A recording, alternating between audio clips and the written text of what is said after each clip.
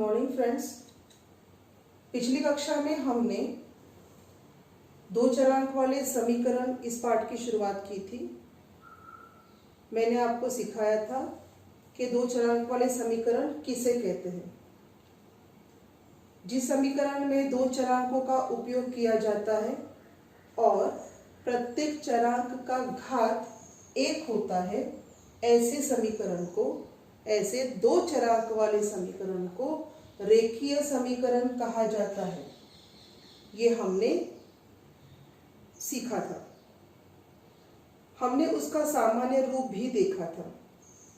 ये उसका सामान्य रूप मैंने यहाँ पे लिखा हुआ है, ax जमा by जमा c बराबर 0।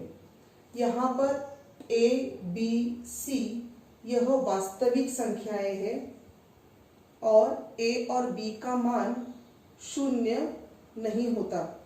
हमने देखा था, आपको याद आ रहा है ना, a और b का मान जो है वो 0 नहीं होता।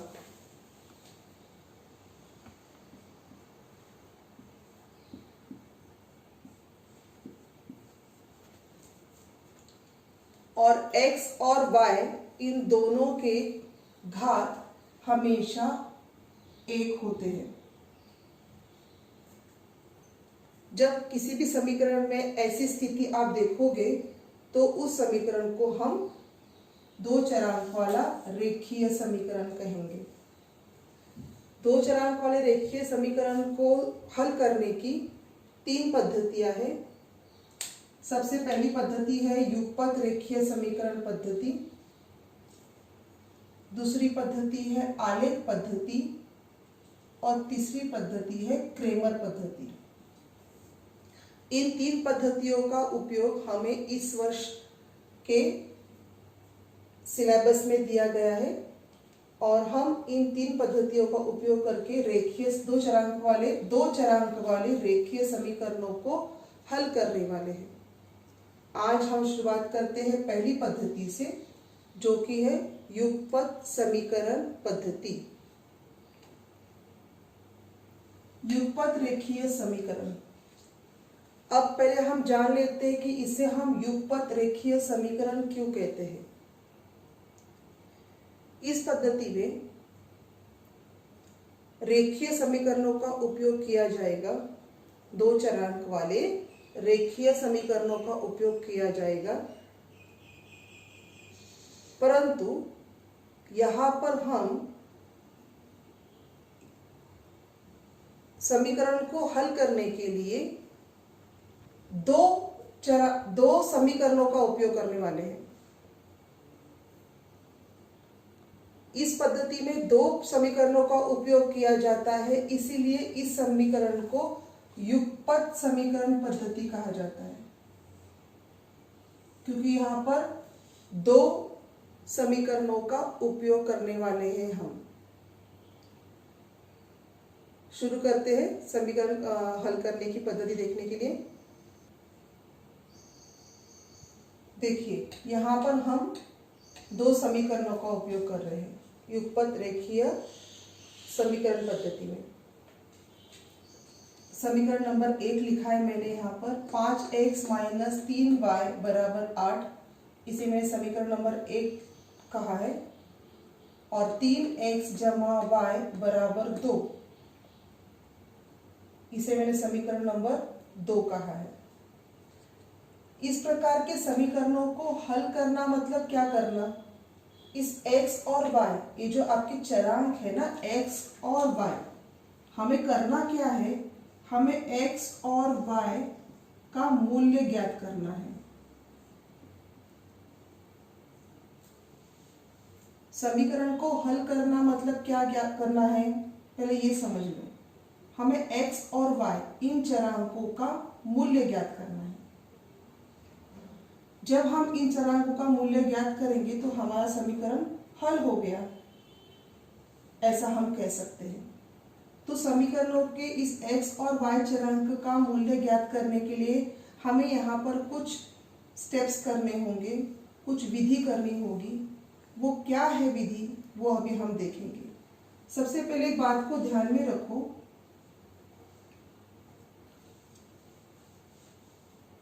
ध्यान में रखो कि अगर हम इन दो समीकरणों में से x और y दोनों चरांकों में से किसी एक चरांक को अगर हम निकाल दे, सपोज अगर मैंने पहले कहा कि मैं x चरांक को निकाल देती हूँ, लुप्त कर देती हूँ, तो मुझे ऑटोमेटिकली y चरांक का मूल्य मिलेगा। और अगर मैंने y चरांक को निकाल दिया तो मुझे x चरांक का मूल्य मिलेगा। तो एक एक करके हम चरांक का मूल्य ज्ञात करेंगे। उसके लिए हमें क्या करना पड़ेगा, सबसे पहले दोनों में से किसी एक चरांक को पहले निकाल देना पड़ेगा, काटना पड़ेगा। उसके लिए कैसे काटोगे आप उसको, उसके लिए जो चरांक का गुणांक है वो दोनों तरफ सेम होना चाहिए। दोनों भी समीकरणों में चरांक के गुणांक सेम होने चाहिए। मतलब कि देखो, अगर चरांक ऐसा है 3y, मैं आपको ये एग्जांपल बता रही हूँ। पहले समीकरण में अगर चरांक है आपका -3y, है ना, तो दूसरे समीकरण में आपका चरांक होना चाहिए +3y। जब ऐसी कंडीशन आएगी तो ये दोनों चरांक यहां से कट हो जाएंगे। ये कंडीशन आपको लेके आनी है। समझ में आ रही है बात आपको? दोनों चरांकों में, दोनों समीकरणों में, पहले समीकरण में अगर चरांक इस पद्धति का है तो दूसरे समीकरण में वो आपको इस पद्धति में लेके आना है। यही उसकी क्रिया है, यही उसकी विधि है, यही पद्धति है। तो ये करने के लिए क्या करना होगा वो हम देखते हैं। हम क्या करेंगे कि समीकरण 2, अभी यहां पर हम देख रहे हैं कि यहां पर पहले समीकरण में y का गुणांक है -3 और दूसरे समीकरण में y को कोई गुणांक ही नहीं है। तो हम क्या करेंगे, दूसरे समीकरण में y का गुणांक 3 लाने के लिए पूरे समीकरण को 3 से गुना करेंगे। तो मैं यहां पे क्या लिखूं, मैं लिखूंगी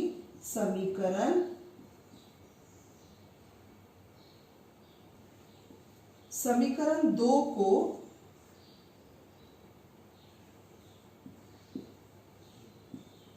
3 से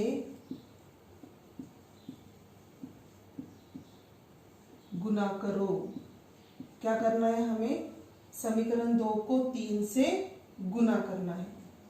समीकरण 2 कौन सा है हमारा, ये वाला समीकरण। पहले समीकरण को लिख कर ले लो।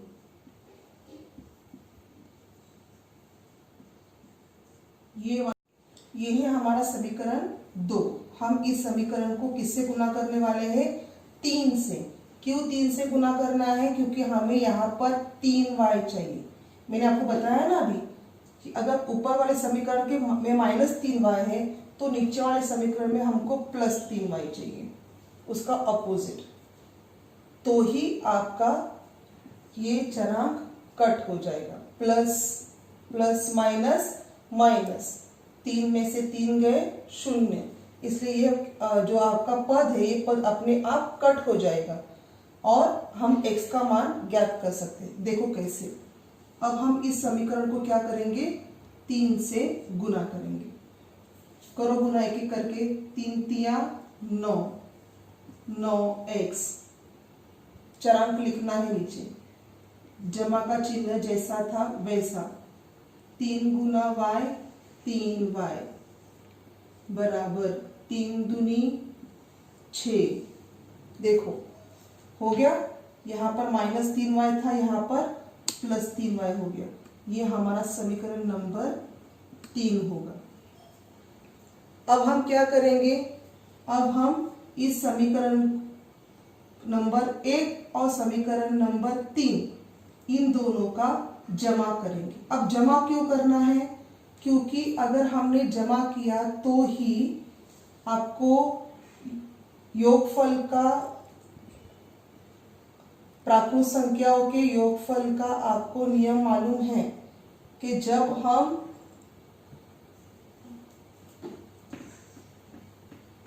दो प्राकृत संख्याओं का जमा करते हैं तो हम विरुद्ध संख्या में प्लस माइनस को माइनस करते हैं, उसका हम घटा करते हैं। 3 में से 3 गए, उत्तर आया 0। प्लस माइनस माइनस, याद है ना आपको? तो इसलिए हमें यहाँ पे क्या करना पड़ेगा? एडिशन करना पड़ेगा, इसे जमा करना पड़ेगा। इन्हें जमा करो, दोनों समीकरणों को जमा करो। समीकरण नंबर 1 और समीकरण नंबर 3 को जमा करो।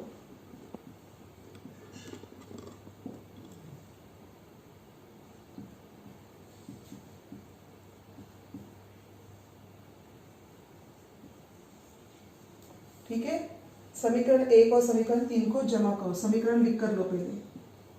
5x माइनस 3y बराबर 8, समीकरण 1 आपका। जमा का चिन्ह डालो, प्लस 9x प्लस 3y बराबर 6, इनका जमा करो। जमा क्या आ गया इनका? 5 और 9 कितने आते हैं? 14x plus minus minus 3y, minus 3y में से प्लस 3y चले गए, 0 बराबर 8 और 6 कितने हो गए? 14। इसलिए नीचे लिखो 14x बराबर 14, इसीलिए x बराबर, ये 14 यहाँ गुना में है, उल्टा होके क्या हो जाएंगे? भाग में जाएंगे। चिन्ह के साथ, प्लस है तो प्लस के साथ जाएगा वहां पे, भाग लगाओ। 14 एकम 14, इसलिए x का मूल्य कितना आया? 1।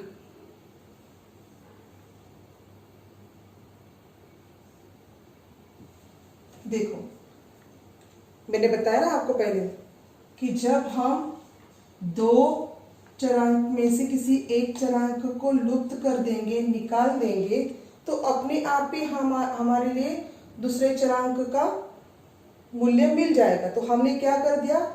ये 3y वाले पद को निकाल दिया, तो इस वजह से हमें यहाँ पर x का मूल्य मिल गया। अब हम क्या करेंगे? हम इस x के मूल्य को इन समीकरणों में डाल देंगे, तो क्या मिलेगा हमें? y का मूल्य मिलेगा। दोबारा एक बात सुनो, हमने क्या किया है?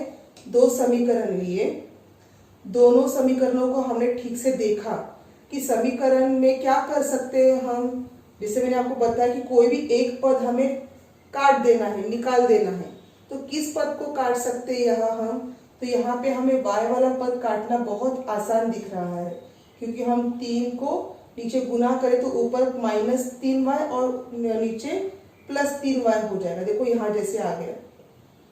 तो मैं क्या करूँगी? ये एक पहली पद्धति है, एक इसके अलावा और भी पद्धतियाँ हैं, हम एक एक करके देखेंगे। तो हमने क्या किया? समीकरण 2 को 3 से गुना किया। जब इस पद्धति वाला गणित आएगा जहां पर किसी एक चरांक को कोई गुणांक ही नहीं है, तो हम क्या करेंगे? ऊपर वाला गुणांक से नीचे गुना करेंगे, जिसे हमने यहाँ पे किया। ये हमें नया वाला समीकरण मिला।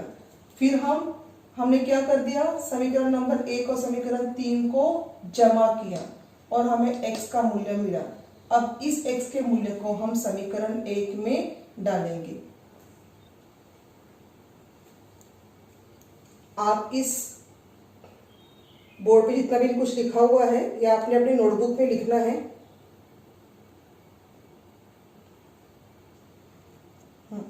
हमने पहले जो कृति की थी उसमें हमने x का मान निकाला था, x बराबर 1। अब हम इस मान को, इस चरांक के मूल्य को समीकरण में भर के y का मूल्य ज्ञात करेंगे। चलो, समीकरण किसी समीकरण में आप भर सकते हो, ऐसा कुछ नहीं है। हम समीकरण 1 में भरते हैं। चलो, समीकरण 1 में x बराबर 1, यह मूल्य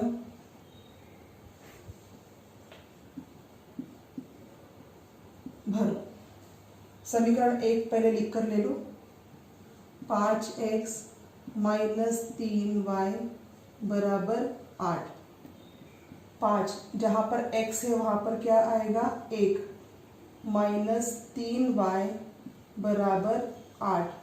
5 एकम 5, माइनस 3y बराबर 8।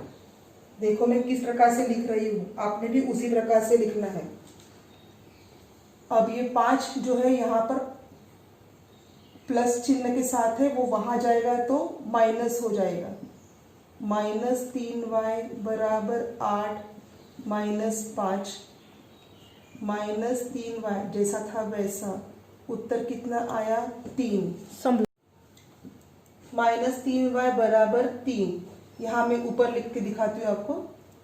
ये y यहाँ पे जैसा था वैसा रह गया। ये माइनस 3 जो है यहाँ पर गुना में है, बराबर के चिन्ह के उस तरफ जाएगा तो वो भाग में जाएगा, चिन्ह के साथ जाएगा। चिन्ह को वहां रखना नहीं है, चिन्ह के साथ उसे वहां लेके जाओ। 3 एकम 3, 3 एकम 3। उत्तर ये माइनस का चिन्ह देना है, -1। इसलिए y बराबर कितना आया -1। आपका उत्तर कितना आया,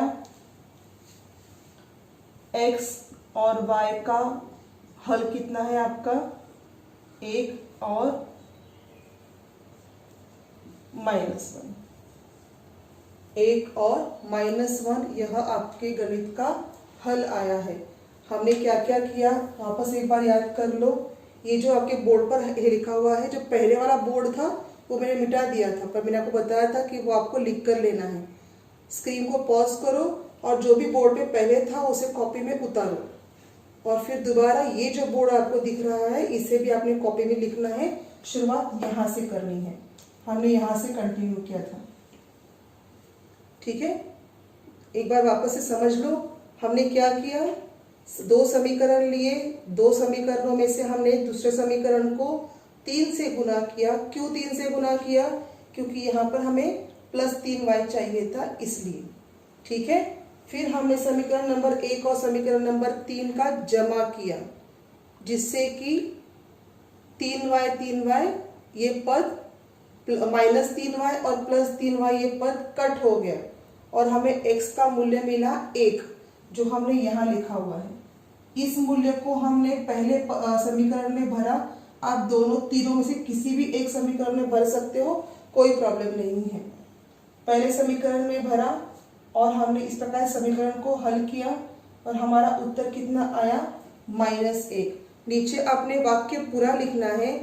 इस समीकरण का हल xy बराबर 1 और -1 है। देखो x को मैंने पहले लिखा है, y को मैंने बाद में लिखा है। आपने वैसे ही लिखना है, x को पहले y को बाद में, x का मूल्य पहले y का मूल्य बाद में, उल्टा नहीं करना वरना गणित गलत हो जाएगा। अब हम दूसरा और इसी समीकरण को हम और एक पद्धति से कैसे करेंगे वो देखते हैं। देखो दूसरी विधि हम देखेंगे। इस विधि से भी आप गणित कर सकते हो। यहां पर हमने पहले क्या किया था, हमने ऊपर के गुणांक से नीचे गुना किया था, याद आ रहा है आपको। -3 से समीकरण 2 को गुना किया था पहले वाले विधि में। अब हम क्या कर सकते हैं, यहाँ आप देखो इधर x का जो मान गुणांक है वो 5 है, और यहाँ पर x का गुणांक 3 है। हमें करना क्या है, जैसे मैंने आपको पहले ही बताया था, हमें किसी भी एक पद को सेम करना है, एक जैसा दिखने वाला करना है। तो हम यहाँ पर क्या कर सकते हैं, हम ऊपर वाले 5 से नीचे गुना कर सकते हैं, और नीचे वाले 3 से ऊपर गुना कर सकते हैं। आप समझ में रहे हो मैं क्या बता रही हूँ आपको। देखो क्या क्या कर सकते हैं हम लोग। 5 से इस x का जो पद है, 5x जो पद है उसका जो गुणांक है 5, इस 5 से हम नीचे वाले पूरे समीकरण को गुना करेंगे।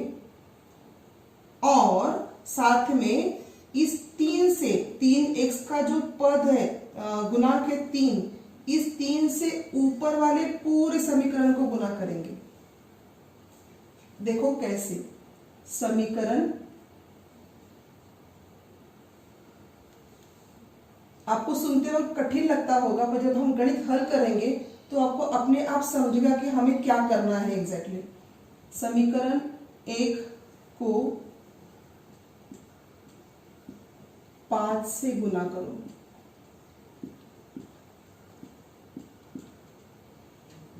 तथा समीकरण 2 को समीकरण 1 को 3 से गुना करो और समीकरण 2 को 5 से गुना करो। मतलब क्रॉस करना है, ऊपर वाला गुणांक नीचे और नीचे वाला गुणांक ऊपर। समझा? चलो लिखते हैं। पहले समीकरण को लिख कर लो। समीकरण 1, 5x माइनस 3y बराबर 8। इसे किससे गुना करना है हमें? 3 से। करो 3 से गुना, 3 5 15 माइनस 3 तिया 9y बराबर 8 तिया 24। यह हमारा समीकरण नंबर बन गया 3। अब समीकरण 2 को किससे गुना करेंगे हम लोग? 5 से। समीकरण 2 लिख कर लो। 3x जमा y बराबर 2। करो 5 तिया 15, x जमा 5 एकम 5 बराबर 5 दूनी 10। समीकरण नंबर 4। क्या आप देख सकते हो? समीकरण 3 और समीकरण 4 दोनों में अब पहला पद क्या बन गया है? 15x 15x। यह दोनों पद क्या हो गए? सजातीय। हमने आपको पहले वही कहा ना, हमें कोई भी एक पद क्या चाहिए? सजातीय चाहिए। पहले वाले संकलित में हमने क्या किया था? विधि में 3y सजातीय करके लिए थे। अब की विधि में हमने क्या किया? ऐसे क्रॉस गुणाकार करके, तिर्यक गुणाकार करके 15x और 15x को सजातीय और समान बना कर लिया। अब हम क्या करेंगे?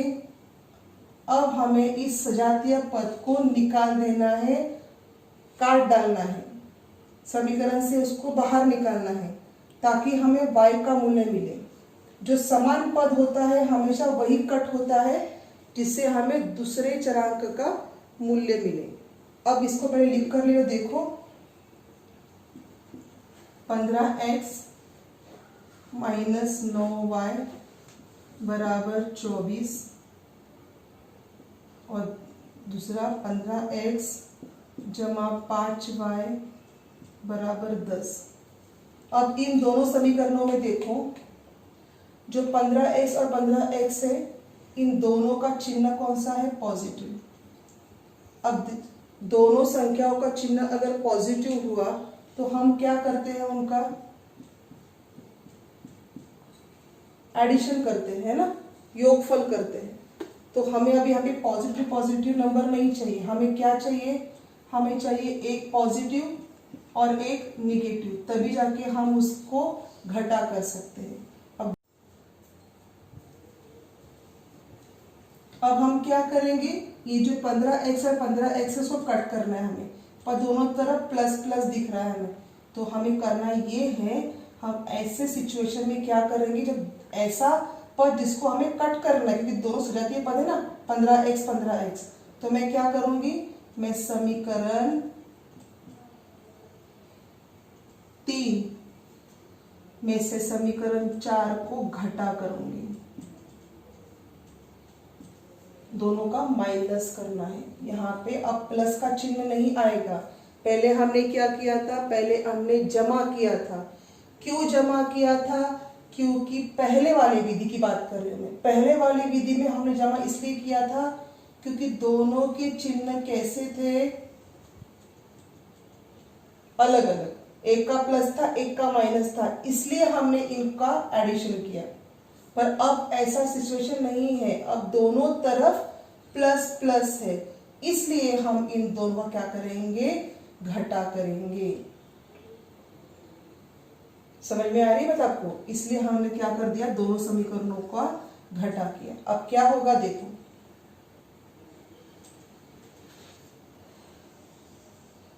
जब घटा करते हैं हम दो समीकरणों का, तब ध्यान से सुनो, तब नीचे वाले समीकरण के सारे चिन्ह बदलने होते हैं।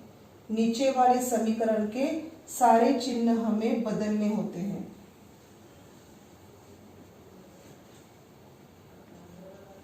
क्या करना है हमें, नीचे वाले समीकरण के सारे चिन्ह बदलने हैं। अब यहाँ पर 15 को पहले क्या चिन्ह था, प्लस था, तो हमने क्या बना दिया उसको, माइनस। 5 को चिन्ह क्या है, प्लस का, हमने क्या बना दिया, माइनस।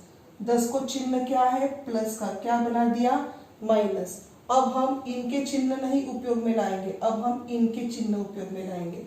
ये हमने पहले भी सीखा हुआ है, आपको पता है 9वीं और 8वीं में हमने ये सीखा हुआ है। अब क्या करोगे, प्लस माइनस माइनस, 15 में से 15 गए 0।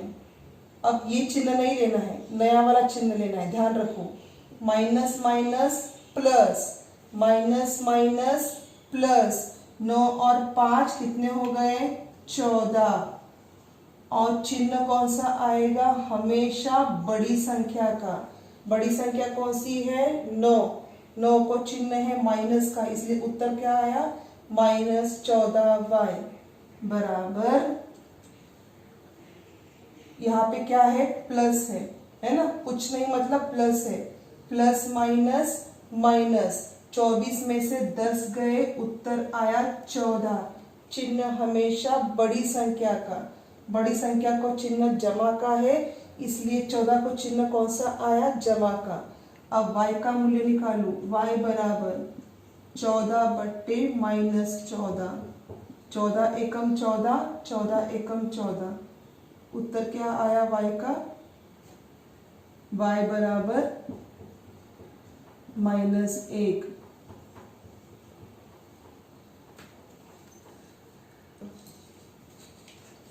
अब इस -1, y का मूल्य कितना आया हमारा, -1। अब इस -1 को हम क्या करेंगे, तीनों में से, चारों में से किसी भी एक समीकरण में डाल दो, पर हम हमारी सहूलियत के लिए हमेशा इन्हीं दो समीकरणों का उपयोग करते हैं। चलो शुरू करो। समीकरण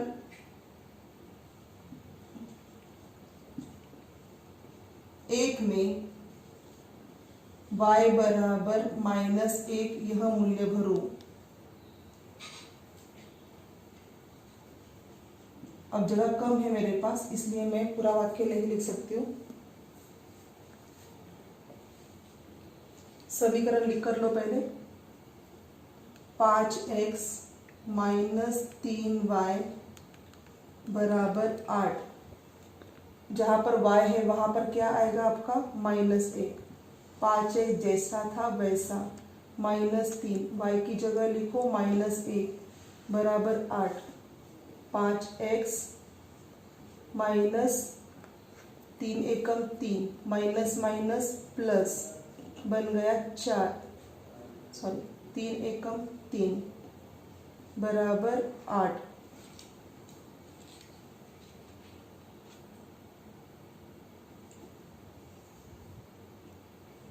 पाँच एक्स जैसा था वैसा, ये 3 यहाँ प्लस में है, उल्टा होके जाएगा माइनस में।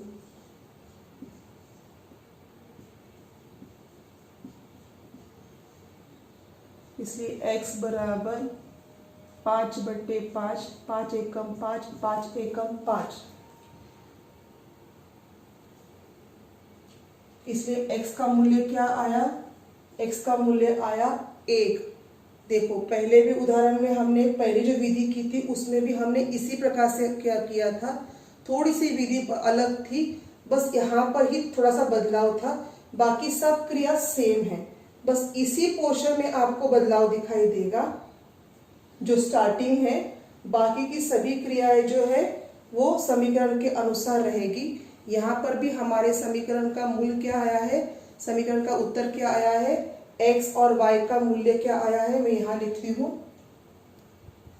x और y का मूल्य क्या आया है हमारा 1 और -1। यह हमारा उत्तर है, ये हमारा उत्तर है। सबने जो बोर्ड है आपके सामने, जो बोर्ड पे गणित लिखा हुआ है, ये आपकी कॉपी में होना चाहिए और आपने इसके फोटोज मुझे व्हाट्सएप पे ग्रुप में भेजने हैं। जो भी बोर्ड पे सिखाया गया है उसका स्क्रीनशॉट ले लो और इसे व्हाट्सएप पे ग्रुप में पोस्ट करो। इसी प्रकार से आप समीकरण प्रश्न संग्रह 1.1 के जो गणित है पेज नंबर 5 के, उसे हल करने की कोशिश करो। जो भी दिक्कत आती है हम उसे आगे जाके करेंगे। यह आपका होमवर्क है, आपने ये होमवर्क करके मुझे व्हाट्सएप पे ग्रुप पे पोस्ट करना है। अगले इसमें हम जो दूसरी पद्धति और दूसरी विधि के जो गणित है युगपत समीकरण के, वो देखेंगे।